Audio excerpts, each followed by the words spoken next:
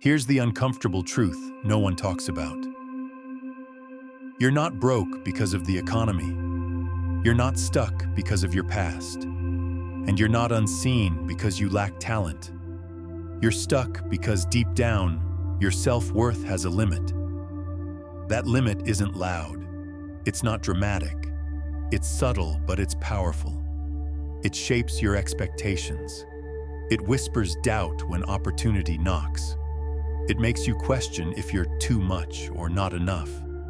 And that limit? It's silently capping everything you're trying to manifest. It's the invisible hand shaping your decisions, your relationships, and your potential. You can journal, meditate, visualize, and hustle all you want. But if your subconscious doesn't believe you're worthy, the universe won't either. Because the universe is not giving you what you want. It's reflecting who you are, energetically, emotionally, and spiritually. So the real question isn't, how do I manifest more? It's, why do I keep sabotaging the very things I say I want? Because manifestation isn't about creating something new. It's about revealing what's already yours. You were never meant to chase your blessings. You were meant to align with them. But you can't reveal what your self-worth won't allow. And until you confront that truth, you'll keep watching other people live the life you know should be yours, wondering why it always seems just out of reach. So let's talk about the illusion of creating something new, because it's not creation, it's revelation. Your self-worth is the energetic ceiling of anything you'll ever be able to materialize. Let that land. Because your thoughts might reach for the stars, but your frequency only reaches as high as your worth allows. You can do all the inner work. Meditate, visualize, raise your vibration. But none of it matters if your self-worth is out of sync with your desires. If your inner world doesn't believe you deserve the outcome, it will unconsciously reject it. Manifestation isn't magic. It's alignment. You don't attract what you want. You attract what you are. Everything already exists. Every version of your dream life is already alive in the quantum field. But you can only pull it from the invisible into the visible when your self-worth matches the frequency of that reality. Because the infinite intelligence of the universe lives inside you. It is you. You already have access to all frequencies, all timelines, all outcomes, but only the ones you feel worthy of will reveal themselves to you. Think of two people applying for the same dream job. One walks in with inner confidence, radiating belief in their own value. The other, despite having better qualifications on paper, carries hidden doubt, insecurity, and a need for external validation. Guess who gets the job? It's not about resumes, it's about resonance. The universe and the people in it respond to energy, not bullet points. The one with aligned self-worth magnetizes the opportunity because they already embody it. And here's where it gets even deeper. Most of us define self-worth through a purely human lens. Being human means we're conditioned to accept limits. We're taught to define our value by what we can touch, achieve, or prove. But the physical realm only accounts for 0.035% of reality. The rest? It's invisible. The Hindus call it Maya, the illusion. Quantum physics confirms this. The material world is just energy slowed down. So when you define yourself through illusion, you confine yourself to it. You become a prisoner of your five senses. To break free, you must shift into God-level consciousness, the awareness that transcends duality, polarity, and illusion.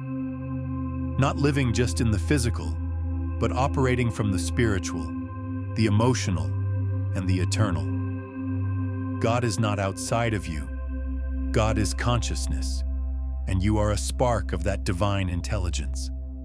As long as you think like a human, you'll stay bound by human rules.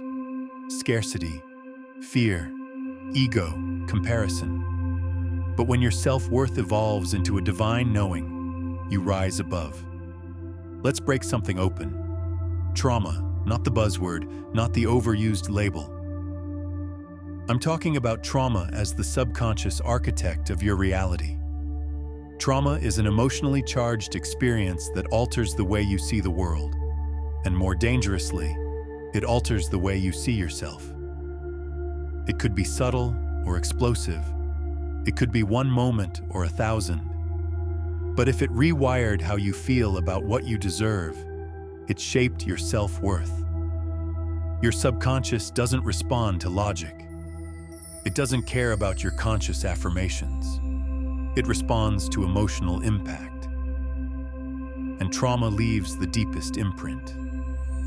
What you emotionally experienced becomes what you unconsciously accept as your baseline. So if you grew up with lack, chaos, or neglect, your nervous system got wired for it. Now, anything more than that feels unsafe, feels foreign. Even if your conscious mind says, "I want more," your subconscious whispers, "But this is what we deserve." A woman grows up in a household where money was always tight. As a child, she watched her parents argue over bills and constantly say things like, "We can't afford that." Decades later, even as a successful business owner, she undercharges clients, feels guilt when money flows easily, and avoids financial abundance. Why? Because to her subconscious, struggle is familiar. Abundance feels foreign, and therefore unsafe. Her self-worth is still tethered to the vibration of lack. You've been defining yourself based on borrowed data, picked up from your past, your culture, and the people who never truly saw you. Your self-worth is likely built on two faulty foundations. 1, other people's perception of you. 2, your record of wins and losses. Let's start with perception. No one sees you clearly, not your parents, not your friends, not your mentors, not your critics. They only see you through the lens of their own programming, their pain, their fears, their beliefs. Even when someone gives you a compliment or offers praise, it's filtered through their internal world. Maybe they admire your courage because they haven't tapped into their own. Maybe they see your beauty because they struggle to see their own. It's not about you, it's about them. So when you build your self-worth around the perception of others, you build your identity on sand. It shifts with every glance, every opinion, every mood swing. And then there's the illusion of achievement. You think your worth is tied to how much you've done, how well you've performed, how many times you've won. But here's the danger. When you attach your worth to success, you also attach it to failure. If winning inflates your ego, then losing will deflate your soul. You become emotionally unstable, constantly swinging between self-admiration and self-loathing. That's not power, that's imprisonment.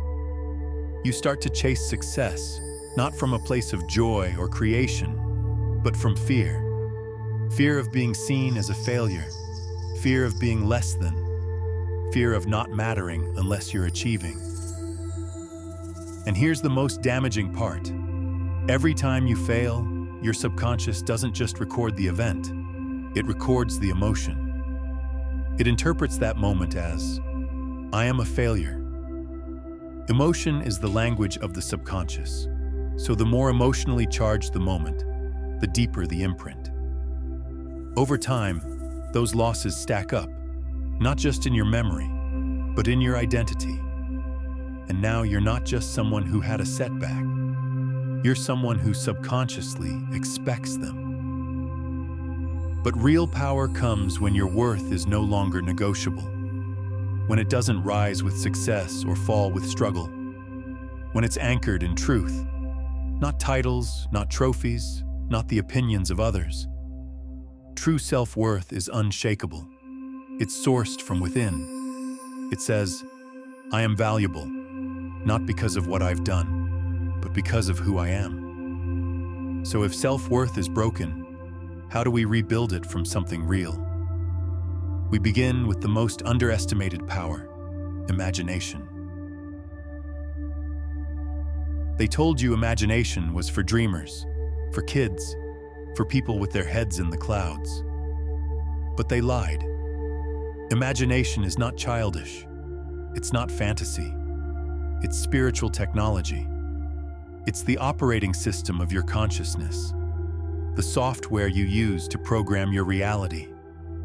Everything that exists, every building, every book, every breakthrough, existed first in someone's imagination. It was felt, seen, and believed internally before it ever became something external. Why is that important?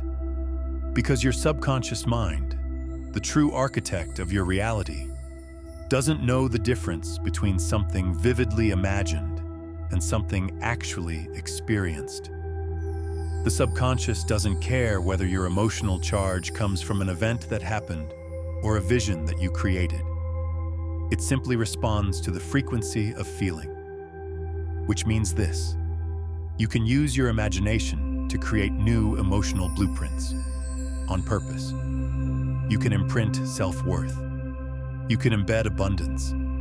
You can rewire love, joy, confidence, and peace, all by feeling them first on the inside, before they ever show up on the outside. Let's say you've never been in a healthy, loving relationship. Maybe your past is filled with abandonment, betrayal, or emotional unavailability. And now, you struggle to attract or accept real love. Why? Because your subconscious blueprint equates love with pain. Now, imagine this. You close your eyes and vividly picture yourself being seen, held, celebrated, and emotionally safe. You feel the joy, the safety, the lightness of being fully loved. You replay this feeling every day. You breathe into it. You let your nervous system become familiar with it. Eventually, your subconscious accepts this as your new baseline, and the outer world begins to reflect it. Not because of magic, but because your energy, decisions, and standards are now aligned with the reality of love. That's the power of imagination. It doesn't just help you dream, it helps you rehearse a new identity until it becomes who you are. The problem is, most people misuse their imagination. Instead of using it to build a new world, they use it to replay trauma, to rehearse worst-case scenarios, to relive every loss and failure. And each time they do, they deepen the negative programming of unworthiness. But what if you flipped the script? What if instead of using imagination to remember your limitations, you used it to remember your divinity? What if you imagined the life that's waiting for you? Not someday, but now. Because here's the truth. Your subconscious cannot resist repetition plus emotion. It will believe what you feed it over and over again. And if trauma can change your worth in one painful moment, then imagination can restore it in one powerful moment, again and again. So how do we do that? How do we rewire worth and raise our frequency? This is where you take back your power. Pick someone in your life who would be genuinely proud of you. Now imagine them congratulating you, saying, "I'm so proud of who you've become." Visualize their voice, their smile, the way your chest would swell with pride. Feel it. Let it hit your nervous system. Replay it over and over until it becomes real. Your subconscious learns through repetition and emotion. So do this until the new experience becomes your new truth. Because the universe doesn't respond to want. It responds to frequency, to conviction, to embodiment. But before we close, there's one last truth you must hear. Here's what they never taught you. Your self-worth isn't something to earn. It's not something you have to prove, achieve, or hustle for. It's not locked behind your degree, your job title, your relationship status, or your social following. Your self-worth is your birthright. You didn't arrive here to be graded. You arrived here to remember who you already are. Before anyone told you who you should be, before the world labeled you, shamed you, ranked you, or boxed you in, you were whole. You were divine. You were enough. But somewhere along the way, you were taught to doubt that. Maybe it was through rejection. Maybe it was through abandonment. Maybe it was through constant striving just to feel seen. And piece by piece, you gave your worth away. You handed it to opinions, systems, relationships, and outcomes. But now, it's time to reclaim it. You are enough simply because you exist. This truth isn't poetic. It's universal law. It's encoded in your being. It's etched into your spirit. And when you finally accept that, something miraculous happens. You stop negotiating your worth.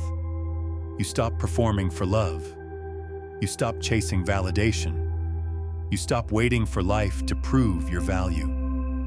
Instead, you walk into rooms differently. You speak with conviction. You expect miracles. You embody blessings. And the universe? It responds. Because when your self-worth rises, your ceiling rises. And when your ceiling rises, the entire realm of what's possible expands. You become the portal through which divine creation flows. You stop surviving and start creating. You stop asking for permission and start moving in power. Now breathe that in. Let it settle. Let it replace the lies. Because when you anchor into this truth, no one and nothing can take it away from you. Not your past, not your failures, not your critics, not your fears. You are the shift. You are the light. You are the frequency. And the moment you remember that, you become unstoppable. If this message hit your spirit, don't just watch it, live it. Drop a comment below and finish this sentence. I am worthy because, say it out loud, every day. Make it your mantra. And if you're ready to go deeper, to rewire your subconscious, reclaim your worth, and finally embody the reality you deserve, subscribe now and share this with someone who's been dimming their own light. Because when you rise in worth, you give others permission to do the same. You are the shift. You are the frequency. You are the source. It's time to remember. Now go become it.